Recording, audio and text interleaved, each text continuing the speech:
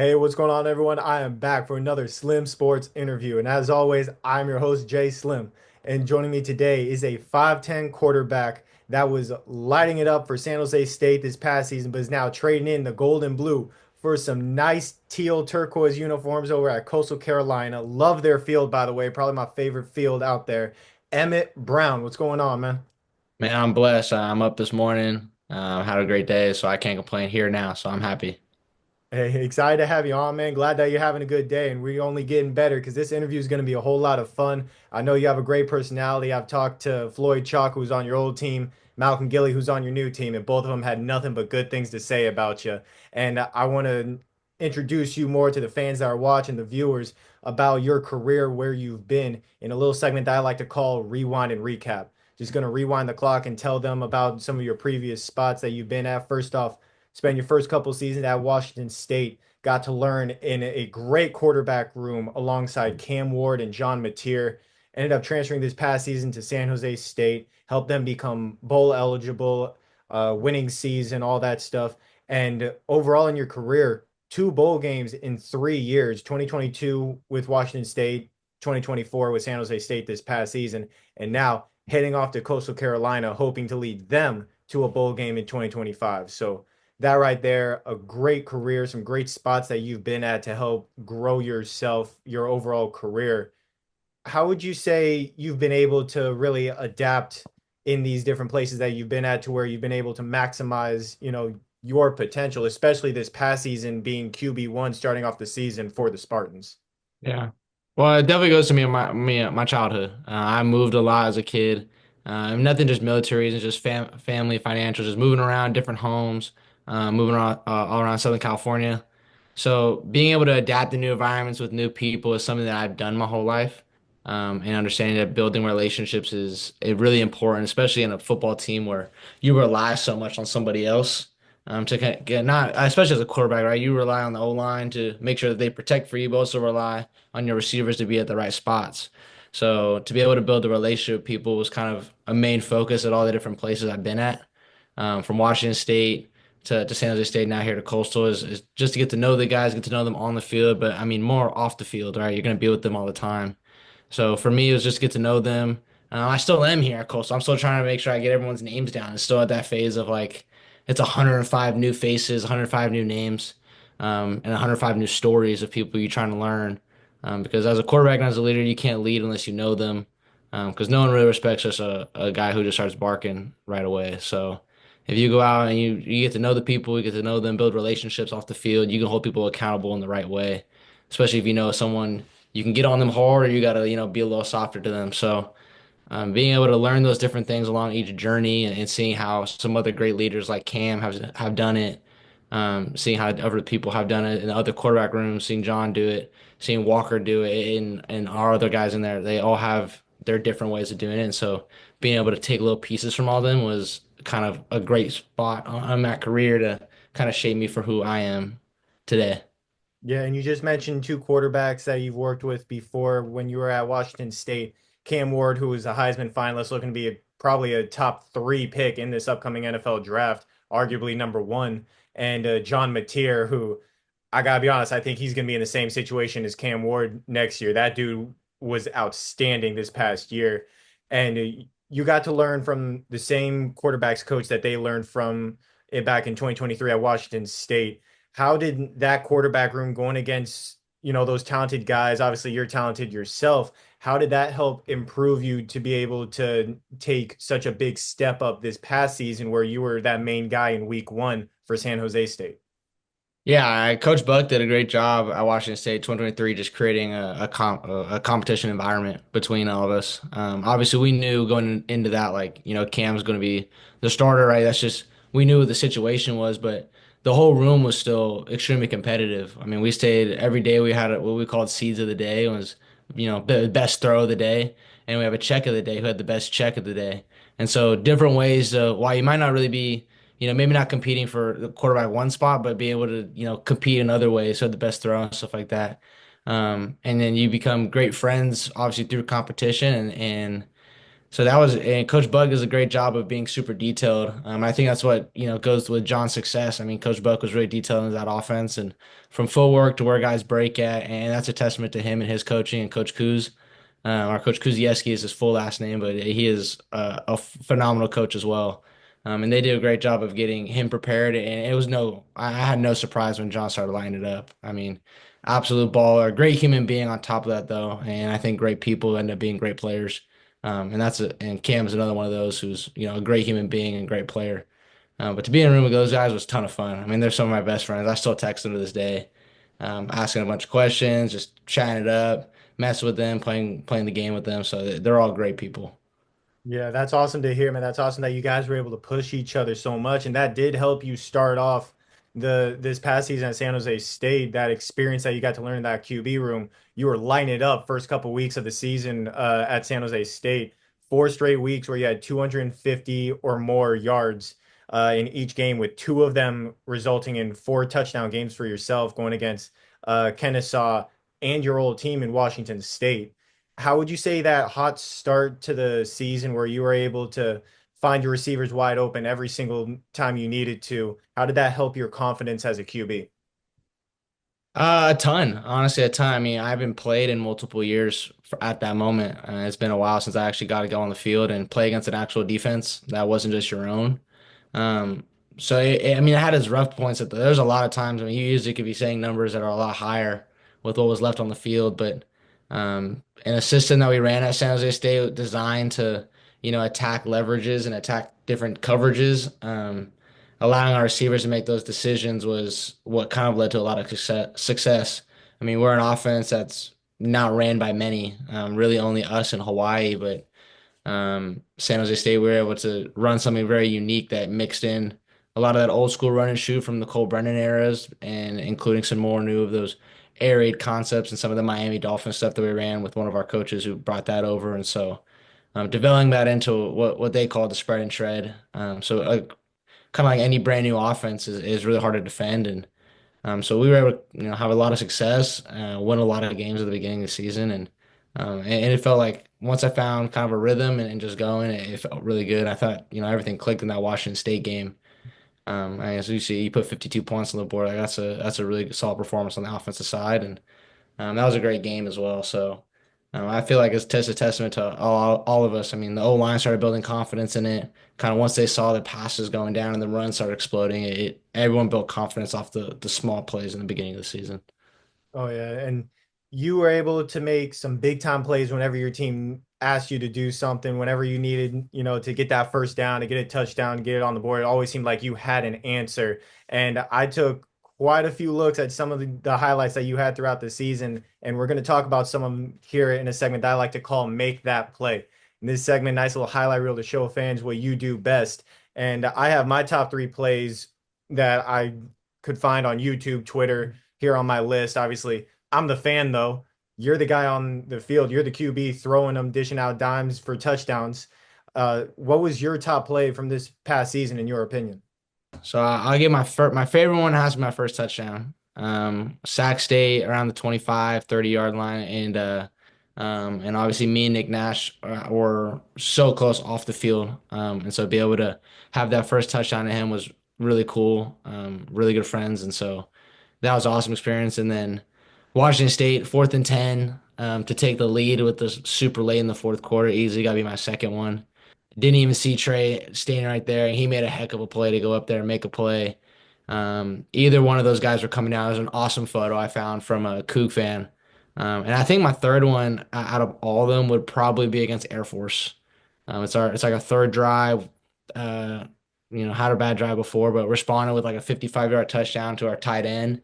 And we finally got our guy to do, run by the safety. We've seen it all spring, all summer, and all fall camp. And so when we finally got in the game time, it was one of those like if you watch the clip, you can see our coaches, our tight end coach and our offensive coordinator like look at each other and jump together. And so that was a really cool moment. Again, another awesome friend of mine, Jackson Cannon, making a great play as well. So I easily took my three favorite plays from that past season. There you go. And I'm going to count from three to two to one because the one that you said from Air Force actually is my number three also. 58-yard bomb on that that little go route right down the sideline while you were under pressure. You had guys right there in your face, and you made the perfect throw where only your receiver could catch it. Number two, you're going against Nevada. You ended up getting a 37-yard throw off for another touchdown. Was placed perfectly where only your receiver could get the ball. Ended up getting that touchdown there. And number one, tackled when you threw this touchdown. I believe it was only 5, 10 yards. But not only were you getting tackled, your wide receiver was getting hit as well. And you Mm. managed to get the throw off, and credit to him. I believe it might have been Nick Nash actually. And Yep. he caught it there for another big time touchdown. And obviously, you had some great receivers this past season, but Nick Nash is somebody that I have to mention because this dude is going to be in the NFL next year. I believe he should be a first round pick. I know some people think because he's not from the SEC that he should be a later round. That dude's incredible. How would you say that having an NFL caliber receiver like Nick Nash, who led the country in receiving yards and receiving touchdowns, helped you grow as a quarterback this past season? Yeah, and I think him being a previous quarterback made it a lot, I want to say easier, but his understanding of timing with different routes and concepts gave him a huge advantage of understanding how to manipulate different coverages, how to run certain routes on leverages. He was able to see the whole picture as a receiver. He wasn't a guy who just saw his man in front of him, and he was able to see, safeties, able to see blitzes. He would come to the sideline and say, "Hey, when I get this, I'm gonna run that." Like little things like that. He was super cerebral on the field, just because of his time as playing quarterback. That's a invaluable experience, and kind of like you said, definitely agree. He's a top receiver in this class. I think he's one of those guys who was snubbed of Biletnikoff and should definitely have been holding that trophy. But to have that experience as a quarterback, I think. Yes, he has minimal receiver years, but that experience as a quarterback to understand field and space is uncanny to like any other receiver in his class, and I think definitely makes him a more draftable prospect. Oh yeah, and the offense overall.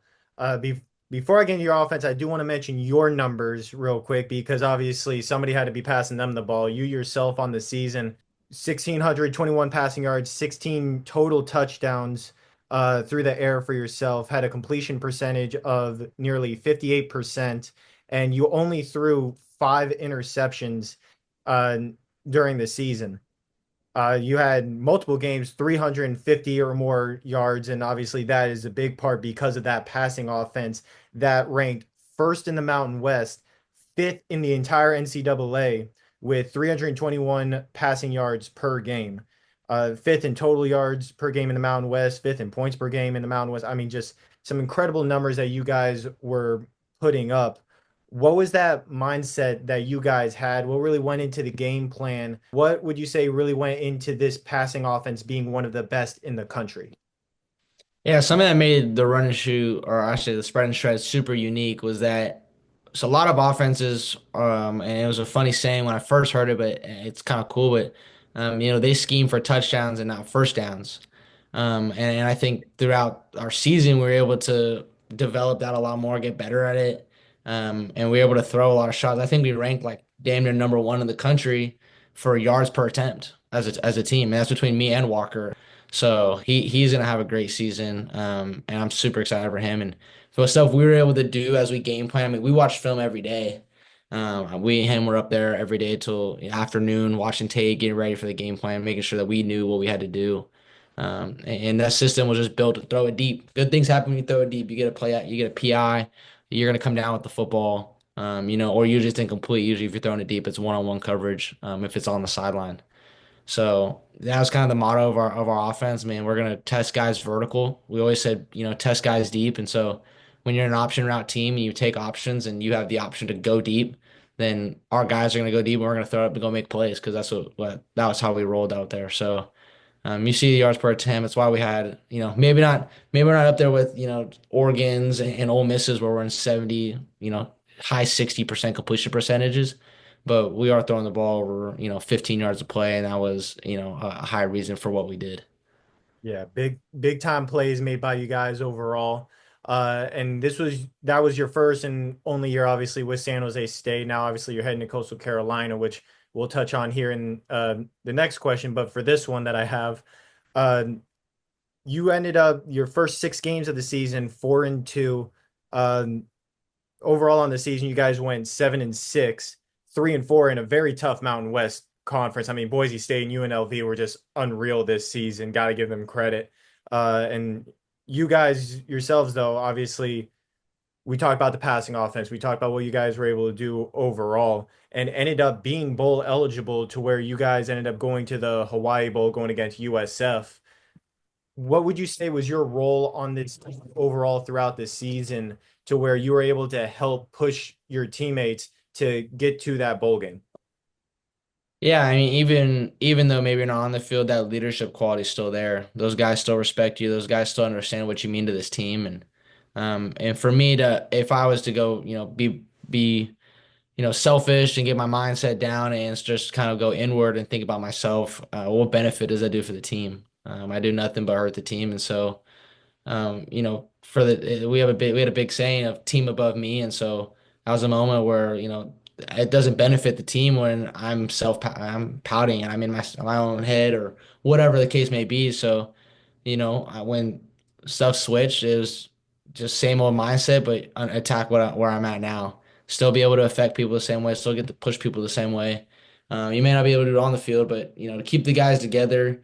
I think a lot of the times people will say that it was a big glue guy situation. Just hold the team together, be a good leader, pick up them when we needed to, and stay positive when we needed it most. And me and Walker were really close, and a lot of times Walker would come over and be like, "What'd you see? What'd you see here?" And we would talk about it. And because we spent so much time watching film, it was something that we were able to build, and that I think that helped us win some really crucial games. I think Oregon State is one of those games that I thought we struggled at first, and we were getting these good looks, and just had to tell Walker to calm it down, go do his thing, and trust it. And so he went out there and did his thing. And when we won that game, which really helped us get bowl eligible. So little things like that. I took a lot of pride in just, just trying to make sure I didn't go inward. Stay positive because it doesn't do anything better for the team, nor does it do for myself. Yeah, absolutely. And now you're looking to be a leader with Coastal Carolina this is upcoming season. What were your expectations in the portal from your next destination that you wanted to go to, and how did Coastal Carolina fit those expectations? Yeah, for me the portal is an interesting situation. Obviously my heart and mind were kind of battling two different spots. I had a lot of great things in San Jose. I love the people up there. The fact that it was only, an 8 hour drive to an hour and a half flight from where I live, was, that's from going from Pullman to that was just awesome because it was so convenient to go home. Not that I went home much, but for my family to come up and watch me play. They could fly on game day, come see me still. So obviously my heart was there, but I also knew in my mind I wanted to go play and be somewhere where I didn't feel like I could. I felt like I can go play and be um, a great value there as well. And not that I didn't feel valued at all at San Jose, but definitely give myself a new opportunity to go play was the biggest thing. And then entering the portal because I stayed with San Jose through the bowl game was kind of fast because that bowl game was on Christmas Eve. I got home Christmas Day. We flew back and I drove home right away, and that's like a 13-hour turnaround. And so, it was interesting because in Hawaii, I got offered from Jackson State, got offered from North Texas. So I was trying to get ready for the game. Also, taking recruiting phone calls, recruiting texts from all these other different schools. And so, juggling that and then getting home, seeing USC, getting offered from them, and then Colts offer me that as I'm at USC was like it was a lot to juggle at the same time. But when I got on the phone with Coach Drew, it was good relationship right away. I mean, he's a younger coach, so great energy, and a system that I played in at Washington State. I mean, it's the same exact stuff that Ben ran at Washington State or Coach Buck, some of the same exact stuff. So to be able to have that correlation, that remembrance of like, oh yeah, that's right, that's what that's called, or that's right, that's what that's called. And I know that I've had reps at it. Now it's just remembering that time at Washington State, putting it together, and us having overlapping stories, talking about Pullman because he was there too with Coach Leach. So to have that stuff is cool. And um, and Coach Beck was a big selling point. I mean, they definitely made it a priority. They understood like They made me feel valued. They understood kind of where I stood, understood what the situation looks like going for this football team. And so I was excited. It was really good, positive, and really not like recruiting stuff that you get, not trying to sell you something. They were real about it. There you go, man. And I know you've gotten to play with a lot of great athletes over the past couple of years. And Floyd Chalk, Malcolm Gilly both have recommended you on a nice little segment that I'm about to get into that I like to call Who's Up Next. In this segment, you just give me some names that I should look out for, some people that I should reach out to have on the podcast this year, next year, and in future years. Two rules, though, first of which, you gotta help me reach out to them, gotta help me get in contact with them. And two, you got to give me at least one name where they were not a teammate of yours in 2024. Now, team of mine, 2024. Yeah. Okay. I'll say you want me multiple? They have to be okay. I'll give you one. I think one for me is definitely Walker Eget. That's a guy who is gonna step into a role who's it's his time. It's his job, and so and his great personality too. Awesome human being. So I would say definitely throw him in there. Um, I'm really excited to see. He's a brand new. Oh gosh, that's a tough one. I think here Gill's a good one too. I think Jamison Tucker here at Coastal is a great dude as well. He's into a lot of good things for us. Same with Malik. I can't pronounce the last name, but it was French, but Malik's a receiver here too as well. He's another great personality as well. Um, but a teammate of mine that wasn't in 2024. He plays at Washington State, but his name is Javinsky Schlenbaker. He's a running back for Washington State. Mixed around some touches his last year. I know they had a really good back in Wayshawn Parker. He was a dog. But Javinsky Schlenbaker was a really good player for them as well. So I think those are some couple good guys as well. Just kind of off the top of my dome, just thinking about it right there.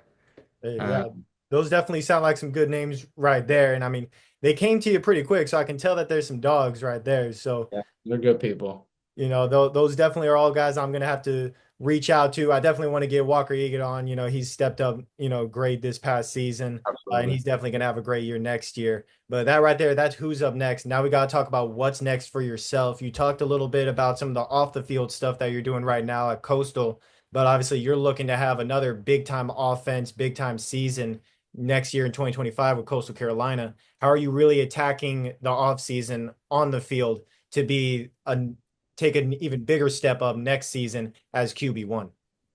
Yeah, and for me, the biggest thing is relationships. It's kind of the same way of being a leader and trying to get to know the guys on the team is build a relationship with the coaches, so then they can, it's a lot easier when you can go up to them and ask the hard questions and stuff like that, and spending time with them, watching film, because you got to be on the same page with the offensive coordinator. You got to be like a second guy out there on the field, so to understand Coach Drew as much as I can and just be up there, watch tape as much as I can. I'm a film junkie, and I love to sit there, watch ball. Some of my favorite things to do up there, hang out with Coach Caden. Those are some of my things I love to do. So obviously attacking our workouts, what we do first, our team stuff, the stuff we do every single day. Coming with a great mindset there, being trying to be a great leader. But then on the field football side of things is understanding our concepts, making sure I can, they give me the play. I know exactly what I'm doing. I know exactly how to signal it. I know exactly what to tell the line. I know exactly the operation of each play. No, it like kind of was the back of my hand. Less of like, oh, what's this? Just getting that dialed in, and then the times we do get to throw with our receivers, making sure that we're building that timing, that communication aspect of why did you run it this way? Why did you do it like that? And something that I learned at San Jose was that communication piece with that receiver. So being able to build that with all on the field stuff, and then putting together an 11 on 11 where you operate with the line, you operate with the receivers, and then you put the stuff you talked about running with routes on air, putting it together all 11, and then going against like against our defense this spring. Hey, there you go, man. You can see the IQ right there, what Coastal's getting in you next season. So definitely can't wait to see what you do on the field, hopefully leading them to a Sun Belt championship on what is definitely, in my opinion, the best football field in college football. Yeah. I absolutely love watching that your guys' games. So best of luck to you next season, man. And thank you so much for being on the Some Sports Interview podcast. And hopefully I get you on again next year after you're holding up those trophies. Absolutely. I appreciate you. It means a ton. Thank you so much.